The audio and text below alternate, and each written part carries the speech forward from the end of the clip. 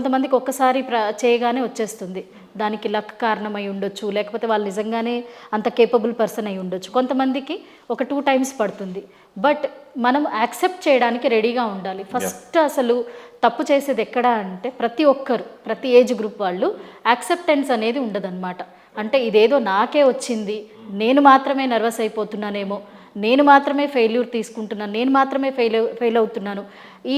ఇదే అంటే మనల్ని మనం నిందించుకోవడం ఎప్పుడైతే స్టార్ట్ చేస్తామో ఆబ్వియస్లీ విల్ బికమ్ డౌన్. అంటే మనల్ని మనమే డౌన్ చేసుకుంటున్నాము. సో ఫస్ట్ ఇది మానేయాలి.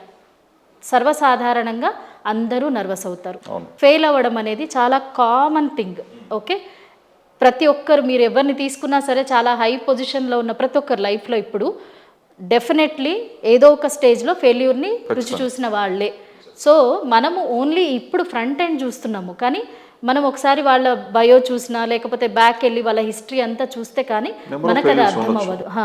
సో అందరూ ప్రతి ఒక్కరు ఎక్కడ కంపేర్ చేసుకుంటారు అంటే, ఇప్పుడు నేను ఫర్ ఎగ్జాంపుల్ నేను అబ్దుల్ కలాం అంతా అయిపోవాలని అంటే ఆ గోల్ అచీవ్ చేయాలనుకోవడం ఓకే, కానీ నేను ఇమ్మీడియట్గా అయిపోతానా? ఆయన ఎన్ని హర్డల్స్ ఫేస్ చేశారు, ఎన్ని గో త్రూ అయ్యారు ఆయన లైఫ్లో, అదంతా నేను తెలుసుకోగలగాలి కదా. దాన్ని బట్టి ఆ ఎక్స్పీరియన్సెస్ని బట్టి నాకు ఒకవేళ సిచ్యువేషన్ వస్తే నేను ఎలా ఫేస్ చేయాలి అనే ప్రిపరేషన్ నాకు ఉండాలి కదా. సో మనం చేసేది ఏంటి అంటే కంపేర్ చేసుకుంటాము, అండ్ మనం చుట్టూ ఉన్న వాళ్ళు కూడా కంపారిజన్ మొదలు పెడతారు. ఇదన్నీ కలిపి స్ట్రెస్ అనేది వస్తుందన్నమాట.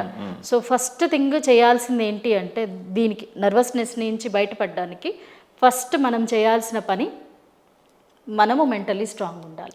ఓకే, ఇప్పుడు ఏదైనా కొత్త సిచ్యువేషన్ కొత్త దాన్ని ఫేస్ చేస్తున్నాము అంటే, స్టూడెంట్స్ అనుకోండి ఫర్ ఎగ్జాంపుల్, కాలేజెస్లో ఆల్రెడీ ఎగ్జామ్ కన్నా ముందు ప్రిలిమ్స్ పెడుతుంటారు, తర్వాత లేదంటే మాక్ టెస్ట్లు అవుతూనే ఉంటాయి. ఓకే, సో ఈ టెస్ట్లని కొంచెం సీరియస్గా తీసుకోవాలి. అంటే ఫైనల్ ఎగ్జామ్స్ కాదు కదా.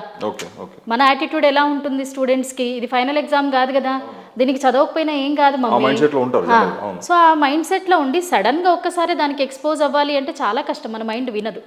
సో ఇప్పుడు జరిగే ఈ మాక్ టెస్ట్ కానివ్వండి, ఈ వీక్లీ టెస్ట్ కానివ్వండి, ఏ టెస్ట్ అయినా సరే, ఇదే నాకు ఫైనల్ టెస్ట్ అయితే నేను ఎలా రిజల్ట్ ఇస్తాను? ఎందుకు అంటే I have a second chance here. నాకు ఇక్కడ సెకండ్ ఛాన్స్ ఉంది. ఈ వీక్ టెస్ట్ కాకపోతే నెక్స్ట్ వీక్ టెస్ట్లో నేను బెటర్గా చేస్తాను, because I know where I going wrong, నేను ఎక్కడ ఇంకా ప్రిపేర్ అవ్వాలి అనేది తెలుస్తుంది. I definitely have a second chance. But what in final exams, అక్కడ ఫెయిల్ పాస్ రెండే ఉంటాయి కదా. So your self making your mind to fail అనమాట. సో మనం చేసే తప్పు ఇది. ప్రతి చిన్నదాన్ని అంటే ప్రతి ఒక్కరు ఏంటి అంటే, పెద్దది వచ్చినప్పుడు చేద్దాంలే, పెద్ద అవకాశం వచ్చినప్పుడు ప్రిపేర్ అవుదాము అనే మైండ్ సెట్ ఉండేది చూడండి. అది మెయిన్గా ఫెయిల్యూర్స్కి లీడ్ చేయడం కానీ, నర్వస్నెస్కి లీడ్ చేయడం కానీ జరుగుతుందన్నమాట. సో ఎగ్జామ్ చిన్నదవనివ్వండి, పెద్దదవనివ్వండి, that is exam only. Okay, అది కండక్ట్ చేయడానికి డెఫినెట్గా రీజన్ ఉంది. So when you don't take it serious, you cannot succeed over there. Over నైట్లో నేను బ్యాటింగ్ చేసేసి రాత్రికి రాత్రి చదివేసి అవుతాను అంటే, that will only remain till that exam. Okay, by God's grace, luck, చదివినవే వచ్చి పాస్ అయినా కూడా ఆ నాలెడ్జ్ అనేది మనకి లాంగ్ రన్లో యూజ్ అవ్వదు. రైట్. సో పేరెంట్స్ అయినా సరే ఎక్కడి నుంచి కేర్ తీసుకోవాలి అంటే, when they have weekly test, అది ప్రిపేర్ చేయించడము. ఫైనల్ ఎగ్జామ్స్ అప్పుడే ప్రెషర్ పెట్టడం కాదు. నేను అనేది ఇక్కడ ప్రెషర్ పెట్టండి అని కాదు, పేరెంట్స్ని జస్ట్ టేక్ కేర్, మానిటర్ చేయండి వాళ్ళు చదువుతున్నారా లేదా, సీరియస్ తీసుకుంటారు, sit with them, council them, don't scold them. తిట్టండి లేకపోతే భయం కలిగించండి అని నేను చెప్పట్లేదు. Be a good friend, sit with them and tell the importance of these exams. వాళ్ళకి అసలు ఈ ఇంపార్టెన్స్ చెప్తే వాళ్ళు చిన్నపిల్లలు కాబట్టి రియలైజ్ అవుతారు. అఫ్కోర్స్ ఇంటర్ అయినా డిగ్రీ అయినా పిల్లలే కదా, వాళ్ళు స్టూడెంట్సే. స్టూడెంట్ మైండ్ సెట్ ఎలా ఉంటుంది, స్టూడెంట్ లాగే ఉంటుంది. So make them realise the importance of this. ఎందుకంటే ఇక్కడ ప్రిపేర్ అవ్వని వాడు పెద్దదానికి ప్రిపేర్ అవ్వలేరన్నమాట. ప్రెషర్ లెవెల్స్ తగ్గుతాయి.